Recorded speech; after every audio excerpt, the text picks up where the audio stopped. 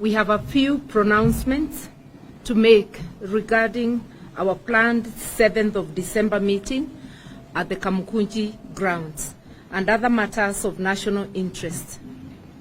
The December 7th Kamukunji meeting, we confirm that the meeting is on as earlier planned. Secondly, we wish to affirm that the Kamukunji event is a public consultative forum. The right to public protest, the right to demonstrate are enshrined in the Constitution. But the Kamukunji meeting is a consultative meeting, and we want to make it very clear that the rights granted by our Constitution cannot be derogated by anyone, not the courts and not any other authority, and must be respected. The meeting will be a coming together of Kenyans to share views on the state of affairs in the country. The meeting is in line with Article 37 of the Constitution on the right to assemble, right to demonstrate, picket, and to petition. Under this article, every person has the right to peaceably and unarmed to assemble, to demonstrate, to picket, and present petitions to public authorities. This is what we will be doing on the 7th. We will be assembling as granted by the Constitution, peacefully, in an orderly manner, and we have appealed to those attending our meeting to be orderly and peaceful. We are dismayed that those in authority are trying to paint a horror movie. Some of them have even hoped that there will be no deaths. A clear indication that they are the ones planning mayhem. We have just come from campaigns that were so peaceful, there were no serious ugly incidents throughout the country. Where on earth would they get the idea that a public meeting will be unruly? We want to warn anybody bent on trying to disorganize and create mayhem at our meeting to be warned. And for those in charge of the security agencies to do their duty to ensure that they keep peace at our meeting as provided by the Constitution and the law. Our public consultations will be about the 4 IEBC commissioners who have been subjected to gross injustices and forced to resign. The consultations are also about other pressing national issues. On the IEBC, we note it is being cannibalized, the consequences of which shall be grim. We are gathering to discuss this state of affairs and to remind those in authority that all legislation relating to elections in this country is normally negotiated. The law they are trying to amend was negotiated in 2017. Similarly, all laws relating to elections and to IEBC must be negotiated, and we shall not tolerate skewed legislation, partisan legislation, trying to introduce a William Ruto Electoral Commission, not even a Kenya Kwanza, a William Ruto Electoral Commission. The Electoral Commission must be for all Kenyans, not to serve an individual or a faction. An area of grim concern to us, which we intend to deliberate on, is the cannibalization and politicization of the public service, the skewed appointments which we have noticed, and we regard the public service as the foundation of our nation. Nations begin to fail when the civil service fails. We are concerned that the fairly functional public service of Kenya, and which our nation has struggled to build over the years, is being turned upside down by the UDA regime. Civil servants who have painstakingly built careers in public service have been overlooked and bypassed by the Ruto regime and now being made to answer to failed politicians, crooked businessmen, and mercenary activists who have no experience whatsoever in the functioning of civil service and of government.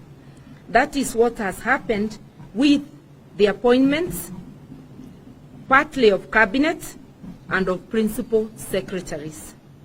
As if the appointments of failed politicians, crooked businessmen, and mercenary activists to run ministries is not bad enough, the appointments have been extremely skewed against other regions. We are seeing a massive return of nepotism, tribalism, and favoritism in the public service. These have long demoralized so many officers who have then become mere hostages to a system they believe does not appreciate them.